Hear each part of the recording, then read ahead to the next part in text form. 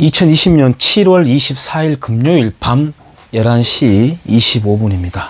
오늘 비가 어제만큼은 아니지만은 제법 많이 왔는데, 비를 맞으면서 수중전 축구를 신나게 차다가 왔습니다. 그래서 샤워했는데도 얼굴이 좀 상기되어 있습니다.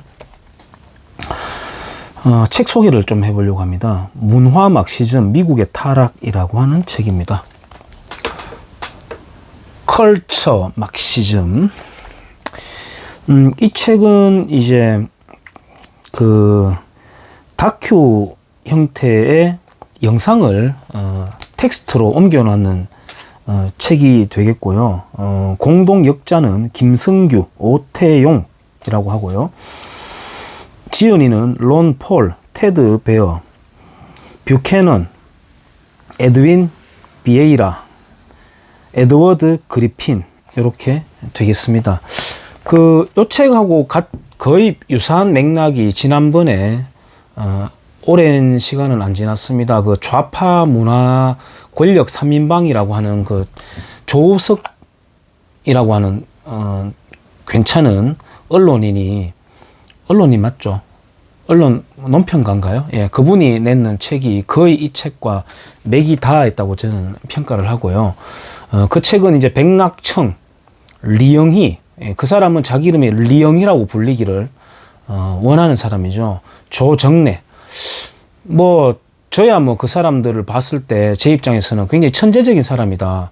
다만 우리가 그 사람들을 천재라고만 볼 수 없는 거는 국가관이 비뚤어진 그런 천재다라는 게 이제 우리의 고민이 되겠고, 좌익 진영에서는 거의 신적인 존재라고 하더라고요.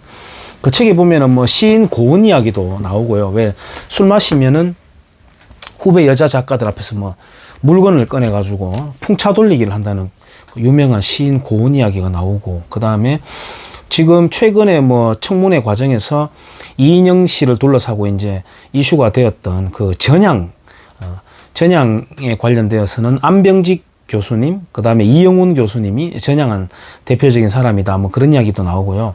그 다음에 조정래에 대해서는 진지한 미치광이라고 그렇게 조우석 씨의 특유의 그 맛깔스러운 표현으로 해놨는 게 있고요. 그 다음에 이제 그 책도 역시 이 책도 종교적인 기반, 종교적인 논점으로 옮겨가기도 합니다만, 그 책도 역시 해방신학에 대해서도 짚고 있습니다. 이 책은 아까 그 좌파 문화 권력 3인방이라고 하는 그 책과 함께 이 책은 연예계에 몸담고 있는 사람들이 특히 꼭 챙겨서 봐야 될 책이라고 생각하고요. 예를 들어서 문성근 씨가 있다. 명계남 씨가 있다. 또 무슨 송강호 씨가 있다. 유해진 씨가 있다. 그 다음에 정우성이가 있다. 또 김재동이가 있다. 이렇게 쫙 우리가 이렇게 라인업을 해볼 수가 있지 않습니까? 그렇게 했을 때 제가 보기에는 그렇습니다. 제가 과문한지는 모르겠습니다만은 트레이닝 된 좌익 계열의 연예인이라면은 문성근 씨가 당연히 빠질 수는 없겠고요. 정지영 감독 같은 경우에는 열일하는 감독이 되겠고, 문소리 씨 같은 경우에도 자기 남편 감독이잖아요. 그 보니까 집에 복도에다가 그 간첩 신영복 글씨체를 이렇게 딱 이렇게 자기 선물 받았는 걸 걸어놓고 집들이 온 연예인들한테 아주 진지하게 이렇게 자랑도 하는 모습을 제가 봤었는데, 그 다음에는 나머지 연예인 나부랭이들은 트레이닝 됐다기보다는 그쪽 진영에 가야 일감이 있고 배역이 있고 또 라인을 탈 수 있으니까 그냥 거기 몸담고 있는 듯한데, 아무튼 자기들은 지금은 당장은 인기를 얻고 부를 쌓을 수 있다고 생각해서 거기에 있는지는 모르겠습니다만은, 결국은 자기의 발 밑에 소중한 터전을 우리가 모래를 이렇게 쌓아놓고 이렇게 가위바위보 해가지고 이렇게 하나씩 땅 따먹기를 하지 않습니까? 이렇게 가져가기. 그래가지고 마지막에 이제 깃대가 이렇게 불안정하게 있다가 딱 쓰러지면 이제 지는 그런 게임처럼 자기 발 밑에 소중한 기반들을 허물고 있다는 걸 자기들이 신나게 허물고 있다는 거를 좀 느꼈으면 하는 바람에서 연예인들이 이런 책을 좀 꼭 봤으면 좋겠고, 제가 한 가지 첨언을 하고자 한다면은, 그 레이건 대통령도 원래는 그 연예인이었죠. 연예계도 미국도, 그 좌파 문화 권력 3인방에 보면은, 미국도 이제는 그렇게 막, 저질이 되고 있다고 하는데, 오히려 미국에서 이쪽으로, 미국을 위시한 유럽에서 이 한국으로 수입됐다고 봐야 되거든요. 안토니오 그람시로부터 해서. 하여튼, 레이건 대통령도 그때 배우 노조가 있는데, 배우 노조가 굉장히 좌경화되었다라는 것을 자기가 이제 몸소 고발하면서, 고발이라는 것이 이제 뭐 법적인 고발이 아니라 사회적인 고발, 커밍아웃을 하면서 이 미국을 좀 바로잡아야 되겠다라는 그런 이제 커밍아웃도 하기도 하는데요.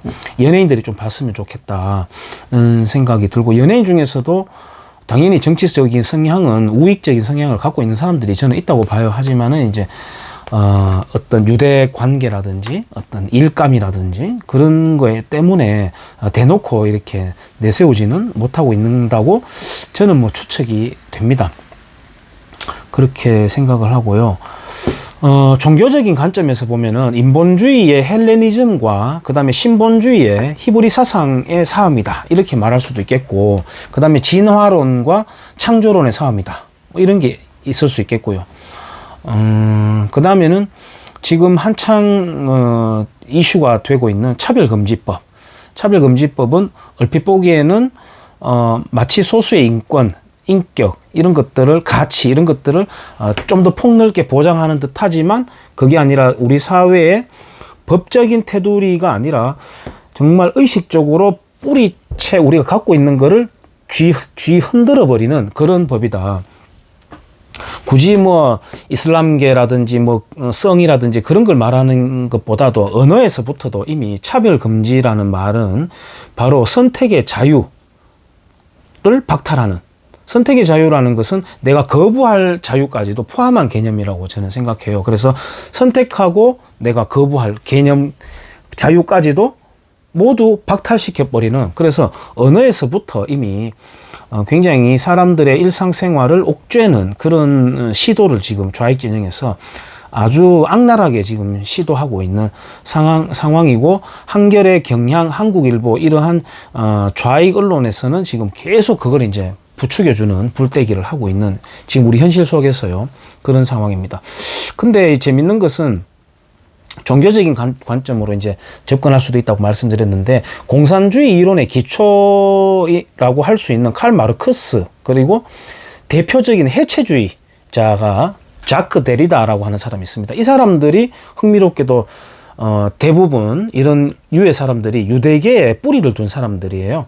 그러니까 유대계가 갖고 있는 종교적인 어떤 그 레토릭이라고 할까요? 그런 얼개를 고스란히 이제 정치제도, 경제제도화로 싹 바꿔버리면은 종교개혁 이전에 그런 모습의 형태의 정치, 경제체제로 바꿔버리면은 바로 공산주의로 바로 올라갈 수 있는, 거기다가 조금 더 강화된, 그리고 일본의 천황주의를 가지고 싹 도색을 해서 입혀버리면 이 한반도에 무엇이든지 한반도에만 들어오면 굉장히 강력한 좀비적인 이 돌연변이를 일으키는데, 공산주의 사상도 지금 북괴가 지금 공산주의도 아니거든요. 사실은 공산주의는 세습을 금지합니다. 뭐 그렇게 보자면은 우리 대한민국의 노조도 그렇죠. 민주노총도 뭐 항운 노조를 비롯해서 또 서울시의 교통 노조도 마찬가지고, 교통공사 자식에게 세습을 한다잖아요. 그리고 뭐 제가 뭐 책임질 수 있는 말만 합니다만은, 이 일반적인 이 생산 라인에 금속 노조에 들어갈 때도 민주노총 위원장의 끝발이 굉장하거든요. 그래서 이 사람들은 제대로 공산주의도 하는 것도 아니다. 역시 되돌아가서 북괴 같은 경우에도 신정체제로 변질되어 가지고 아주 강력한 좀비가 되어버렸다. 저는 뭐 그렇게 생각을 합니다. 아무튼 그 유대계에서 갖고 있는 종교적인 얼개, 레토릭이 정치체제, 경제체제화로 잘못 변질돼서 올라가면은 바로 이 공산주의로 곧바로 이행이 된다라는 흥미로운 발견을 할 수가 있죠. 근데 종교개혁 이야기를 말씀드렸습니다만 마르틴 루터조차도 종교개혁 이후에도요, 유대인은 돈을 밝히는 더러운 존재다, 박멸해야 된다라고 이렇게 유대인에 대한 아주 뭐라고 할까요, 이 사람들이 기본적인 게 뭐냐면은 기독교가 자본주의를 만나가지고 타락해버렸다라고 하는 게 기본적인 뿌리를 두고 있습니다. 그래서 이제 유대인들은 아시다시피 보석, 주얼리라고 하죠, 또는 어떤 우리가 흔히 알고 있는 지적 가치, 이런 것에 이제 몰두하면서 자기들의 생존 전략을 이제 세우는 거죠. 지금도 전 세계적인 금융계라든지 언론이라든지 지식, 이런 곳에는 이제 어김없이 유대인들이 그렇게 뿌리를 내리고 있는 이유이기도 하죠. 이 책은 얇습니다. 이 책은 얇고 아까 말씀드렸듯이 이 다큐멘터리를 그대로 이 텍스트로 옮겨놓는 것이기 때문에 읽기에 굉장히 매끄럽고요. 대화체로 되어 있습니다. 여러분들이 안전자리에서 156페이지까지 되어 있는데요. 안전자리에서 잡지책 보듯이 금세 읽어낼 수가 있기 때문에 강추합니다. 강추하고 이런 책은 한 권씩 집에 놔두는 게 괜찮을 것 같습니다. 기독교 신앙이 아닌 분들은 약간의 거부감이 올 수도 있겠죠. 하지만은 이제 우리가 살아가고 있는 소중한 우리의 테두리, 우리의 터전을 무너뜨리고 있는 이 문화 막시즘이 어떤 것인지, 정치적인 올바름이라고 하나요? political correctness라고 하는 그런 것을 포함해서 어떻게 우리 문화 속으로 침투해 있는지를 여러분들이 맥락을 잡아볼 수 있는 재료가 되는 책이라고 생각을 합니다. 이 책의 역자는 아니고 추천사로 노태정이라고 하는 분의 글이 있는데요. 제가 읽어본 바 요 추천사를 좀 읽어보는 게 이 책의 핵심을 전달하는데 괜찮을 것 같습니다. 노태정 씨는 제가 알기로는 전광훈 목사님의 어떤 진영이라고 할까요? 거기에 있었는데 뭔가 트러블이 있었나 모르겠습니다. 그런 문제가 좀 있는 것 같긴 하던데, 그래서 그거는 그분들의 문제고, 지식을 제가 이분으로부터 이렇게 소스를 받는 데는 아주 훌륭한 청년이라고 생각을 하고 있고요. 참고로 제가 어쭙잖게 금방지게 말씀을 드리자면은, 이 좌익 진영은 인물 키우고 자리 만들어주고 돈줄 따주고 하는 데는 굉장히 챙겨주고 밀어주고 다 하는데, 우익 진영 같은 경우에는 제가 그냥 이렇게 시골에서 보기에는 좀만 이게 수가 틀리면은 바로 이제 쳐내버리고 하는, 물론 좌익들도 나중에 이제 자기들이 모든 걸 점유했을 때는 굉장한 권력 다툼을 하거든요. 좌익의 권력 다툼이라는 거는 이루 말할 수 없을 만큼 잔인합니다. 전 세계적인 어떤 현상을 떠나서 이 한반도 지형에서 보자면은 완전히 조선 시대의 사화를 방불케 하는, 지금 좌익 우익의 어떤 이 숙청하는 듯한 이런 잔인한 문화를 포함해서 좌익 진영에서도 굉장히 권력 다툼이 극렬하거든요. 하지만 이 사람들은 자기들이 원하는 공동의 목적을 위한 혁명이라고 할까요? 반동적인 혁명이라고 할 수 있죠. 리액트. 그걸 이룰 때까지는 연대를 하거든요. 그거에 비한다면은 이 우익 진영에서는 그런 게 좀 아량이라고 할까요? 아니면은 도덕적인 그런 개념보다도 좀 전략적이지 못하다, 이런 생각이 들어요. 그래서 노태정 같은 이런 청년들은 충분히 품어주면서 입지를 넓힐 수 있도록 해주는 게 좋지 않을까 하는 생각을 합니다. 추천사 노태정, 이 책은 미국의 다큐멘터리 컬처럴 막시즘 더 corruption, 죄송합니다. 제가 영어를 corruption of America, 미국의 타락, 컬처 막시즘, 문화 마르크스주의 뭐 이렇게 번역을 하겠습니다.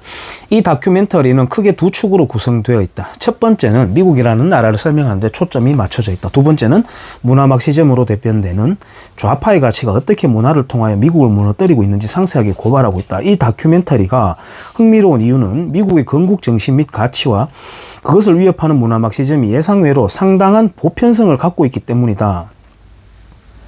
다시 말해 이 다큐멘터리에 등장하는 내용은 꼭 미국의 이야기일 뿐만이 아니라 한국을 비롯한 어느 나라, 특별히 서구 문명에 기반하고 있는 모든 나라에 적용될 수 있다는 뜻이다. 우리 한국 지금 사회에 일어나고 있는 현상에 바로 적용해 볼 수 있는 내용이 되겠습니다. 컬처럴 막시즘에서 설명하는 미국은 특별한 나라다. 실제 미국은 건국 초기부터 지구상에 존재해왔던 어떤 나라와도 차별화되는 독특함을 가지고 있었다. 미국에서는 모든 것이 다르다. 단적인 예로 미국에서는 킬로미터 대신 마일을 사용하고 센티미터 대신 피트, 인치를 쓴다.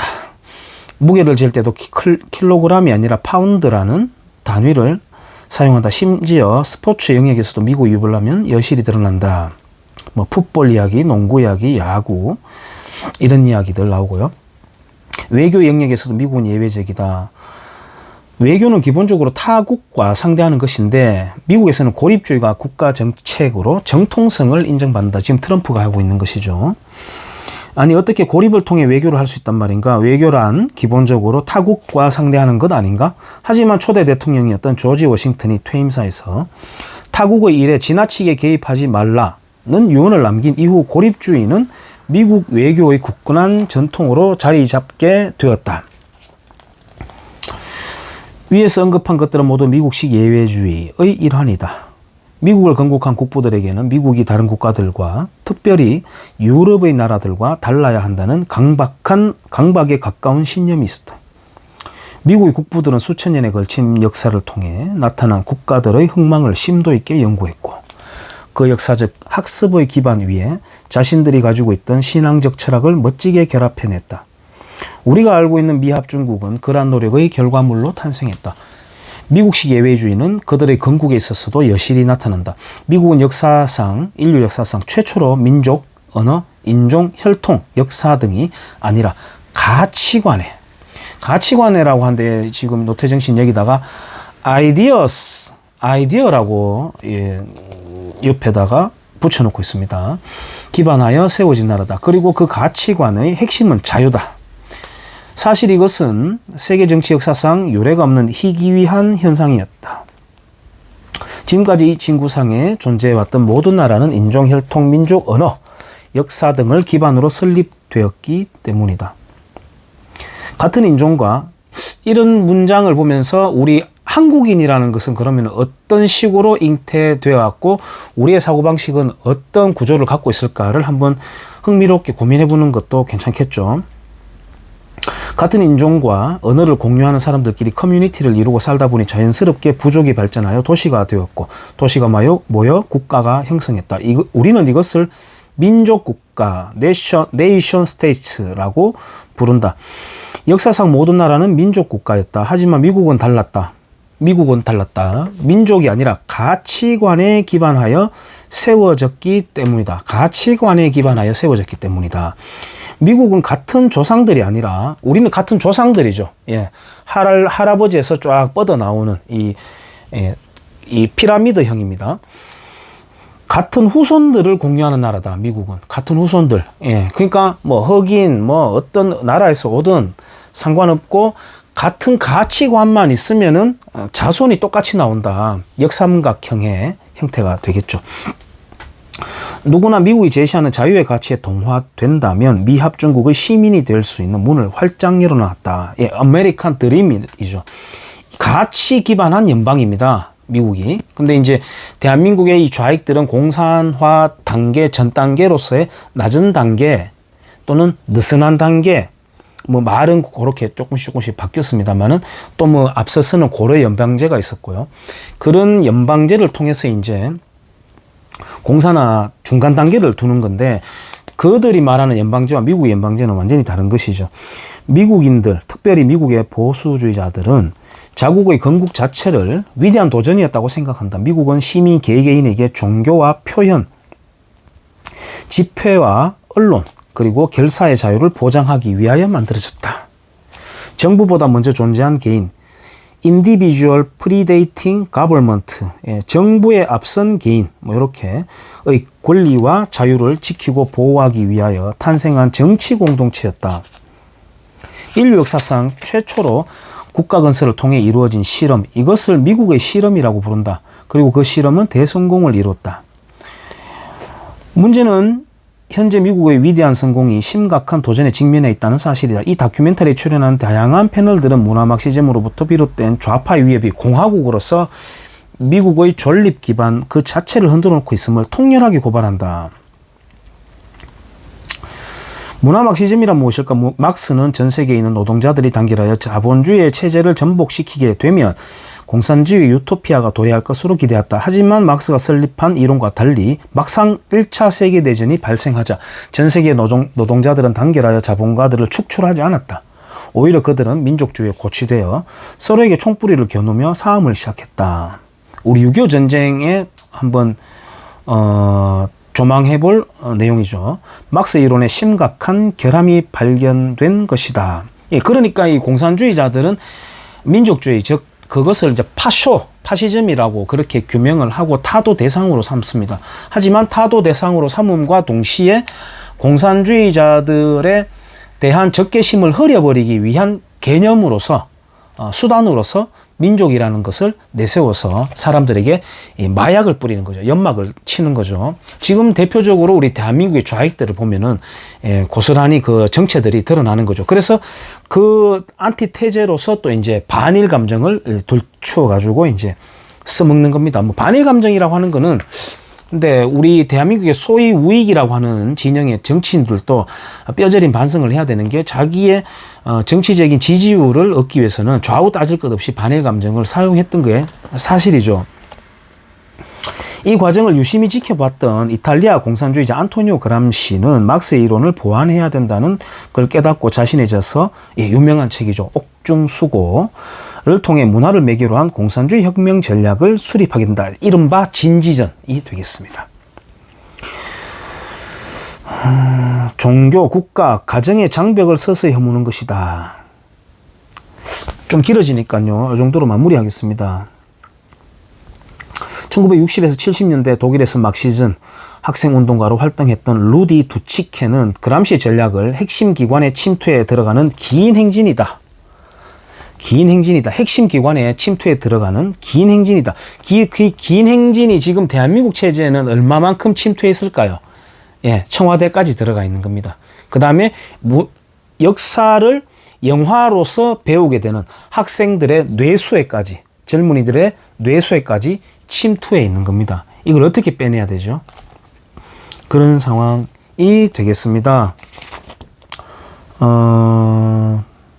다 읽으면 좋은데요. 그 다음에는 프롤로그 도입 머릿말은 김성규, 공동 번역자 김성규 전 국정원장님입니다. 예.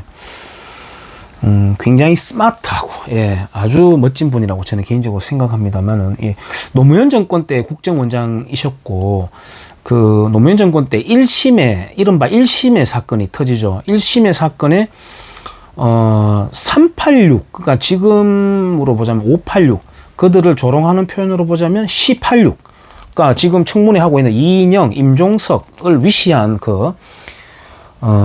우리 책 보면은 그 파리들의 혁명 노름이라고 있습니다. 그러니까 386을 이끄는 형격이죠. 82년생 뭐 김영환 씨를 비롯한 강철 서신, 저는 그 사람이 전향했다고 생각하지 않습니다만은 그 사람하고 왜 홍영표였나요? 그 다음에 김근식인가요? 문근식인가요? 얼마 전에 선거에도 나왔다가 떨어지는 그 사람들은 뭐라고 할까요? 전향한 듯한 모습을 보이면서 아직까지도 또아리 틀면서 이 조종자 역할을 저는 하고 있다고 생각해요.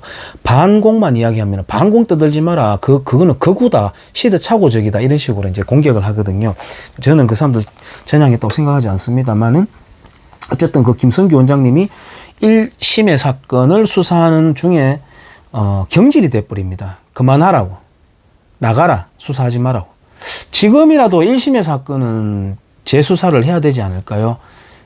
그러면은 지금 아마 방구 뿡뿡 끼고 다니고 어깨 힘주고 다니는 그 좌익 정치꾼들 아마 무더기로 나오지 않겠습니까?